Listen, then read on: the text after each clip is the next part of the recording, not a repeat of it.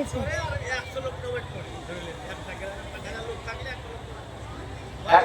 জমি আছে আমাদের সামনে আছে, তাও 100 মানে কত 3 টাকা হয়ে যাবে, তাই না?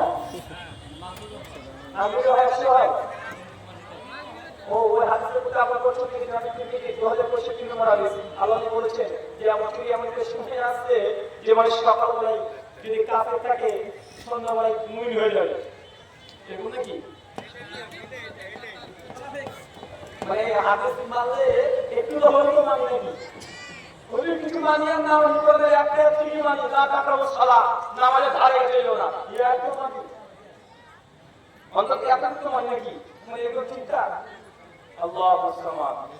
আপনাকে আমি প্রথম থেকে বলছি এখন মনে রাখবেন মুসলিম জাতি গোটা বিশ্বের জগতে যখন নির্যাতিত হয়েছে এই নির্যাতন থেকে উদ্ধার হয়েছে অন্য কেউ না, উদ্ধার করছে ইসলাম। কে উদ্ধার করছে? ইসলাম। ইসলামের জন্য যখন মার খাচ্ছি ইসলামকে ঢাল হিসেবে ব্যবহার করে। আমার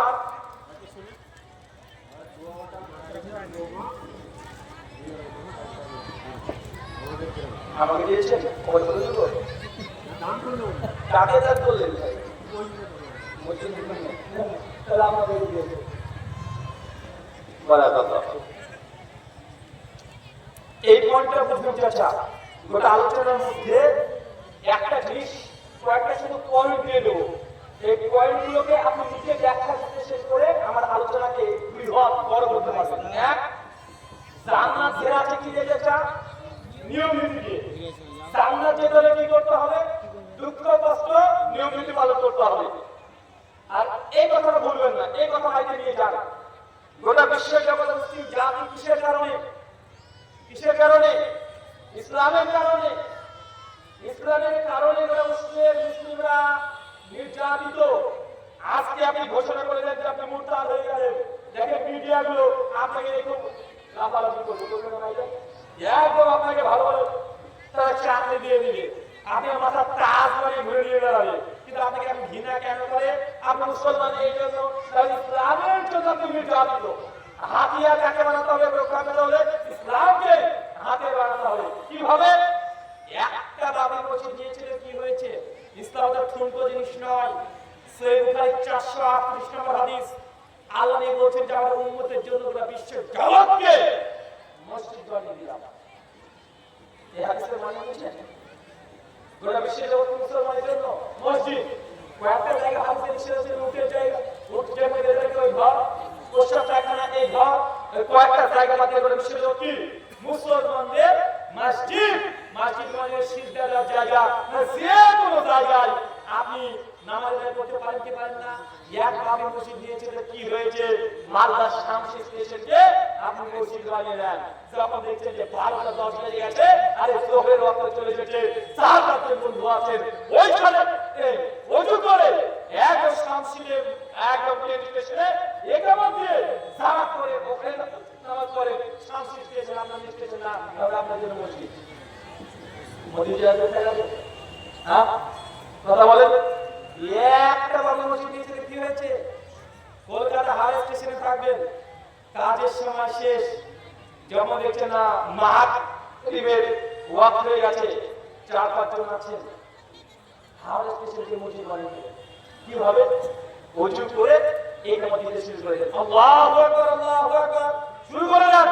4-5 জন আছেন ওখানে নামাজ পড়তে শুরু করে দেন। হাওড়া স্টেশন নাই, ওটা আপনার জন্য কেমন কি মসজিদ।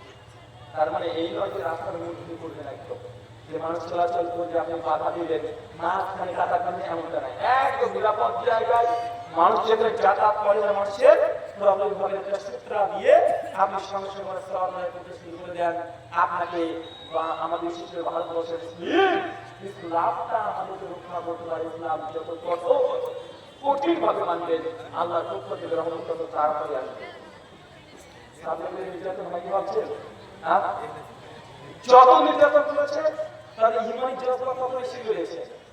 যত নির্যাতনের মাত্রা বেড়েছে সাহাবাদের, তত ইমানি জজবা বৃদ্ধি পেয়েছে। ইমানি জজবা যখনই বৃদ্ধি পাবে, ইমান যত বাড়বে, আল্লাহর পক্ষ থেকে তত রহমতের বর্ষা ধারা ফেরেশতা নাযিল করা, যা যা করা দরকার আল্লাহ তিনি আসমান থেকে আপনার জন্য সব করবে। কিন্তু আপনি যদি আল্লাহর নাম, আল্লাহর নামে যদি না রাখেন, আপনি যদি মুশরিক কাফেরদের সঙ্গে সব সময়তে আপনি তাদের সাদৃশ্য অবলম্বন করে চলেন, আল্লাহর পক্ষ থেকে রহমত আসবে। হ্যাঁ, এই যে বৃষ্টি হচ্ছে না, কত বৃষ্টি যাচ্ছে না, মানুষ যাচ্ছেন তো, বৃষ্টি কেন হয় না জানেন? সূরা ইবনে মাজাহ জাহাজের মুসলিম হাদিস বুরাইদা রাদিয়াল্লাহু আনহু বলছেন যে রাসূল সাল্লাল্লাহু আলাইহি ওয়াসাল্লাম বলতে শুনেছি, মানুষ যেমন যাকাত দেওয়া বন্ধ করে দিলে আল্লাহ আসমানের দরজা বন্ধ করে দেবে, আসমানে বৃষ্টি দেবে না।